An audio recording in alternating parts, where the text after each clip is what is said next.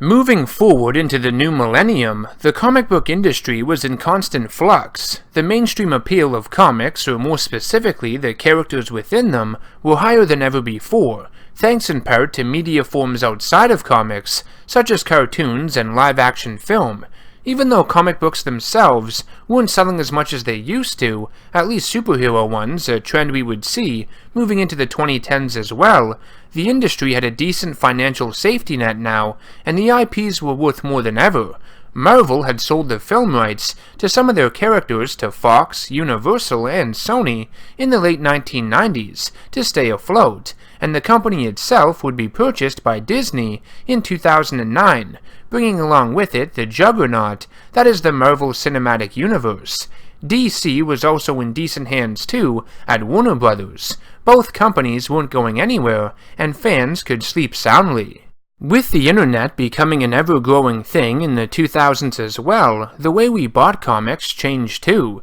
The digital age had begun, and very few people were buying physical copies anymore, aside from the diehards and collectors that is. Today, I will be counting down my picks for the top 5 best comic characters to come out of the 2000s decade. If I miss any of your favorites or ones you believe should have been included, let me know in the comment section down below.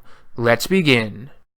At number 5, we have the third major symbiote from Spider-Man stories, known as Toxin, the offspring of Carnage and the last truly interesting symbiote character in my opinion. Toxin's host is former NYPD officer Patrick Mulligan, who was given the symbiote by Carnage in order to hide it from its parent Venom, with the intention of killing it and Mulligan at a later time. While originally quite weak, the Toxin symbiote would mature and grow just as strong as Venom and Carnage, and unlike those two, doesn't try to take over the mind of its host body. The Toxin symbiote is rather childlike by nature, but can still become violent if provoked, growing just as large and intimidating as Venom, if need be. At number 4 we have Thomas Eliot, Hush. Debuting during the 2002 to 2003 storyline, Batman Hush, Eliot was a childhood friend of Bruce Wayne, who always seemed to beat him in strategy games. He would show Bruce how to think like his opponents and use their own abilities against them. Tommy was born into a wealthy family, but unlike Bruce, despised his parents. Wanting to be on his own and inherit his family's wealth, Tommy had the brake lines of his parents' car cut, which caused them to be in a serious accident. His father was killed, but his mother was miraculously saved by Bruce's father, Dr. Thomas Wayne. Tommy would eventually kill his mother too, after years of being forced to tend to her, mind you, but always resented Bruce because his father saved her. On top of that, when Bruce's parents were killed, Tommy felt jealous that Bruce was able to achieve independence and acquire their fortune, something Tommy had longed for with his parents. All in all, Hush is a character fueled by hate, envy, and personal desire. Some consider him overrated and uninteresting, but I disagree. I think he's quite dark and disturbing, a sinister take on the idea of wanting independence. He's fascinating. Moving on to number 3. I've decided to group 2 characters together here, Atrocitus and Dex-Starr.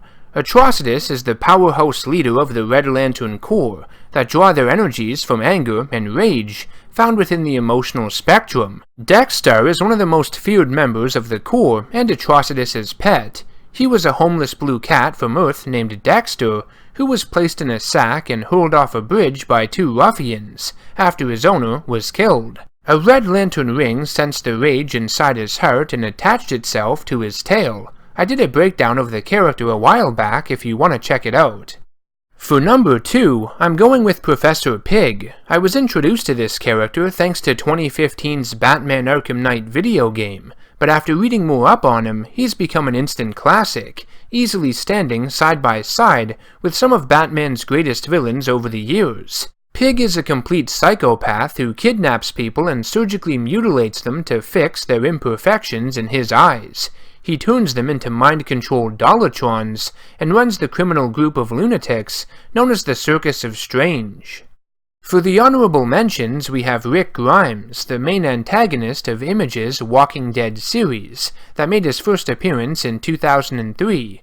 Another character that was introduced in 2003 was the Great White Shark from Batman Stories. In 2004, we have Scott Pilgrim by Brian Lee O'Malley. Debuting in 2005, we have Kick-Ass, Larfleeze, Mr. Negative, and the Winter Soldier. And in 2008, Anti-Venom, a twist on the character Venom that acts as its symbiotic brother.